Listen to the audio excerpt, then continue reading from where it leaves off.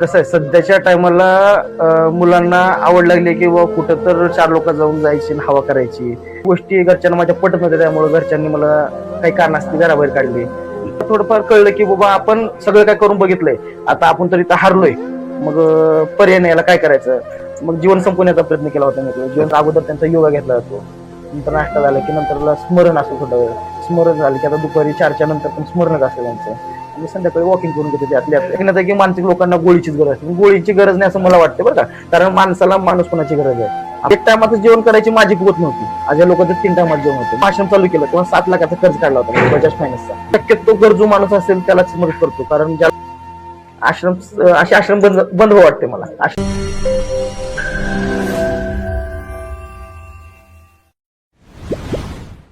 नमस्कार, मी दिनेश वसंत बोळेकर, समर्थ जनाधार प्रतिष्ठान आयोजित द व्हॉइस ऑफ एंजल्स म्हणजे आम्ही प्रत्येक आश्रमांना भेट देतो व त्यांच्याशी चर्चा करतो. आज आम्ही आलो आहोत पुण्यामध्ये राधाकृष्ण फाउंडेशन या संस्थेला भेट द्यायला. तर आमच्या समोर आकाश साळुंखे आहेत. आकाश नमस्कार.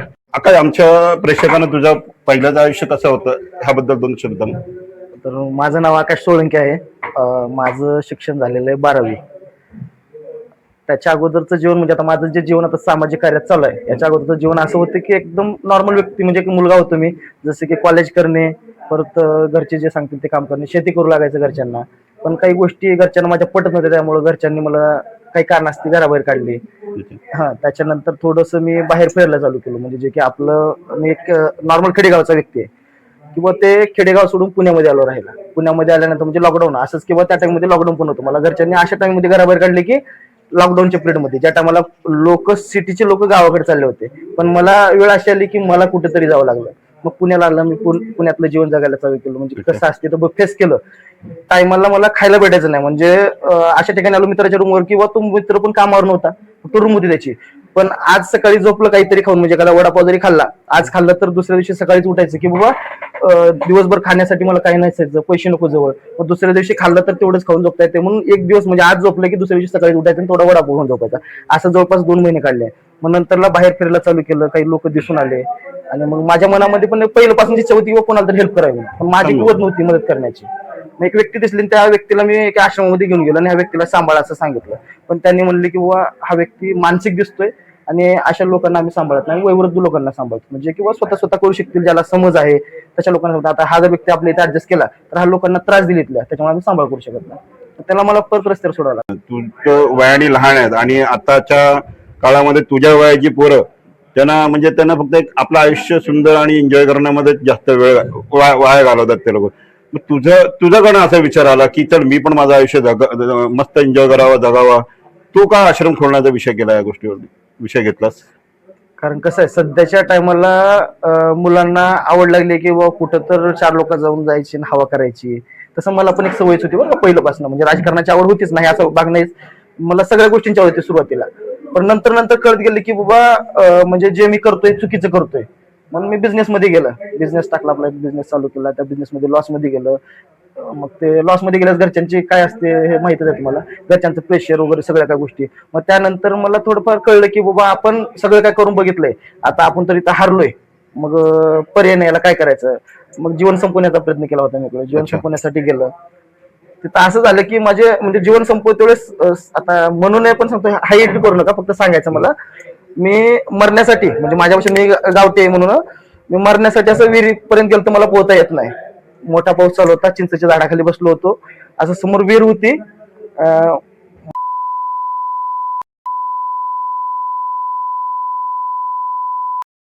वीज कडकडल्या आणि तू इथे बसू नको, चल म्हणते, चल म्हणून गेली निघून. वाईट वाटलं, मरण्याचा प्रयत्न म्हणून पुढे गेलो, पण हिंमत होईना गेली मरावं असं म्हणून. तिथून जे वापस फिरलो ते वापसच फिरलं. बाहेर आलो, ते सामाजिक कार्यात पडलो, व्यक्ती सांभाळायचं वगैरे. एक व्यक्ती घेतला पण त्याला सांभाळायला जागा भेटण्यात गेली. 6 महिने असं तसं त्याला कुठं बस स्टॉपवर ठेवलं, काहीतरी खायला द्यायचं, पण जेवढं जमलं तेवढं. मग एक जागा बघितली, ती जागा भेटली. एक म्हणजे देव माणूसच म्हणायचा, जे निलंग्यात आपला आश्रम चालू आहे तिथे. ते 7,000 रुपयानं भाड्याने जागा भेटली आपल्याला. ती जागा आपण घेतली. 1 पासून 18 माणसं जमा झाली. 18 पासून आज जवळपास 102 लोक सांभाळतोय. असा आपला सफर आहे. आणि आता इकडे 22 आहेत ना पुण्यामध्ये.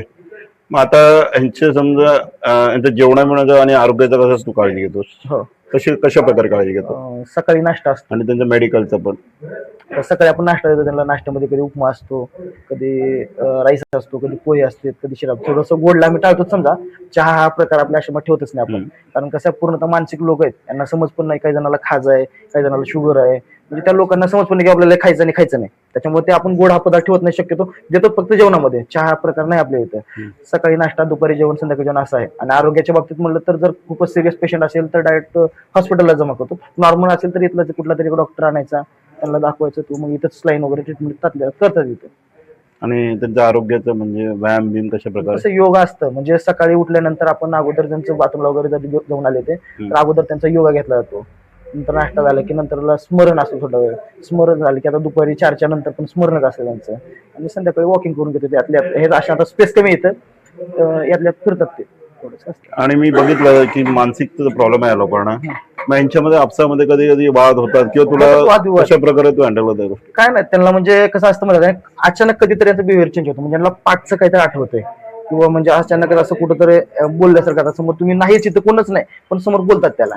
मग ते बोलत बोलत जर एखादा माणूस आला आणि त्याला म्हणजे आता सगळे मानसिक आहेत, एखादा येतो व्यक्ती त्याला मध्ये येतो, मग त्याला वाटतं की हात होते त्याला मारायला बघणे. मग त्यात आम्ही म्हणजे त्याला अलग करतो, त्याला गप बसवतो, जरा दमकल्यासारखं करतो, त्याला विचारतो बा नेमकं काय प्रॉब्लेम आहे तुला, काय अडचण आहे, काय होते. थोडंफार त्याला जर बोलता येत असेल किंवा सांगता येत असेल तर ते सांगतात, किंवा यानं माझ्यासोबत असं केलं त्यानं तसं केलं. मग त्याला सांगतो की हा व्यक्तित्व नाहीये, तू कुठं आहेस. थोडंफार त्याला समजायचा प्रयत्न करतो. नाही जर कंट्रोल झाला तर मग थोडंसं त्याला एकट्यात ठेवतो, मग थोडंसं कंट्रोल होतं. मग नंतर काय नाही. तसं तर कसं आहे, असं ऐकण्यात आहे की मानसिक लोकांना गोळीचीच गरज असते. पण गोळीची गरज नाही असं मला वाटतं बरं का. कारण माणसाला माणूस कोणाची गरज आहे.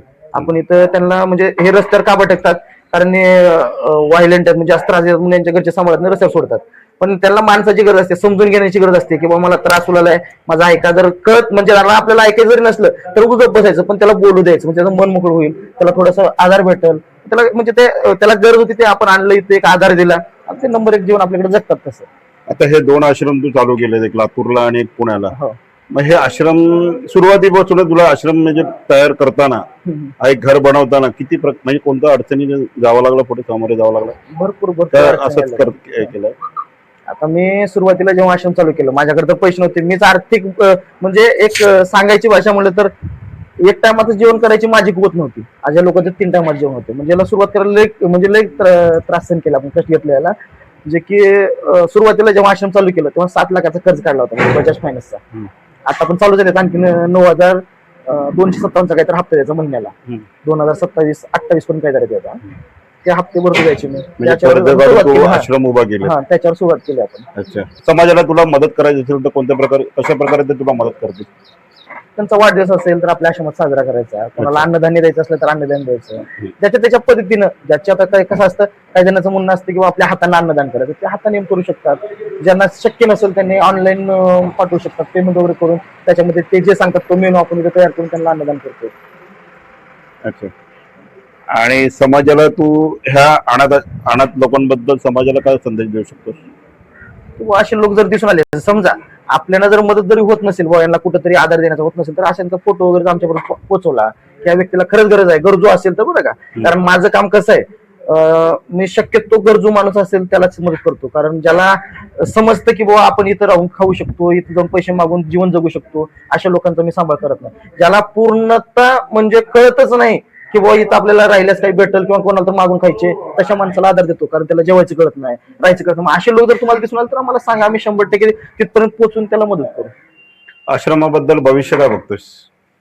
आश्रम बंद हो वाटते मला. आश्रम राहूच नाही, कारण आपले माणसं आपण सांभाळतो, आश्रमाची गरज काय. तुमचा माणूस आहे, आता समजा माझ्याच घरी एखादा माणूस आहे, रस्त्यावर सोडण्याची त्याला काय अडचण आहे त्याच्यावर बघा, एखादा हॉस्पिटलमध्ये दाखवा. होत नसेल तर त्याला तसंच सांभाळण्याचा प्रयत्न करा, चांगलं जीवन जगवण्याचा प्रयत्न करा, रस्त्यावर सोडू नका. मग आश्रम चालवण्याचा प्रश्नच येत नाही मला. म्हणजे असं नाही की बाबा सगळीकडे मला वाटायचं पहिलं की बाबा आश्रम काढायचे, हातच्या जिल्ह्यानं काढायचं आणि लोक सांभाळतात किंवा घरचे सोडतात तर आपण चालवायचं. पण आता वाटतं की बाबा आश्रमाची गरज नाही, आश्रम चालवण्याची गरज नाही, कारण घरचे जर सांभाळतात आश्रमाची गरज काय. खूप छान वाटलं तुला भेटून आणि तुला भविष्यासाठी खूप खूप शुभेच्छा. आणि हे आहेत सोलापूरचे, आणि यांना मुलगी आहे, मुलगा आहे, बायको आहे, बहीण आहे, भाऊ आहेत, सगळं काही नातेवाईक आहे बघा. म्हणजे यांना मी रस्त्यावरून उचलून आणलं ज्या टायमाला यांची अवस्था एवढी विकट होती, म्हणजे की पूर्णतः बघायला गेलं तर यांना रक्त सांडत होतं यांच्या अंगावरती, एवढं घाण होती अवस्था. मग यांचा व्हिडिओ व्हायरल केला, घरांचा शोध लागला, पण घरचे आश्रमात आले पण यांना घेऊन गेले नाहीत. त्या बोलतात किंवा आम्ही आता सांभाळ करू शकतो. कारण काय म्हणलं तर हे मानसिक आहे. मग त्यांना सांगितलं घेऊन जा. ते बोलले की तुला सांभाळ होत नाही तर रस्त्यावर सोडून दे, मंदिरात सोडून दे, कुठेही सोडून दे. पण यांची माहिती भेटली आपल्याला की बाबा हा व्यक्ती जो आहे शून्यामधून घराचं सगळं काही निर्माण केलं. म्हणजे आज जे घरचे आज यांचे राहतात सगळं काही जगतात जीवन तर या व्यक्तीमुळे जगतात. पण आज यांनाच कोण सांभाळत नाही अशी अवस्था यांची. अशोक सानी. पूर्ण नाव सांगा तुमचं. अशोक मामा. अशोक दत्तात्रय सानी. गाव कुठलं? म्हणजे जन्म तर इथलंच आहे हा. आणि ऍक्च्युली याला गुंद्या माणिक किंवा मैलारम स्पष्ट म्हणजे असतं ना, म्हणजे लेक्चरर होते बरं. Same lecturer. त्यांच्या ह्याच्यावरच वाटतं माझी ते जगातले सगळं मी कुटुंब प्रमुख सारखे हो, वाटतात ते. माहिती पूर्ण काढलेली आपण यांची पण सांभाळायला कोण तयार नाही. That is Shri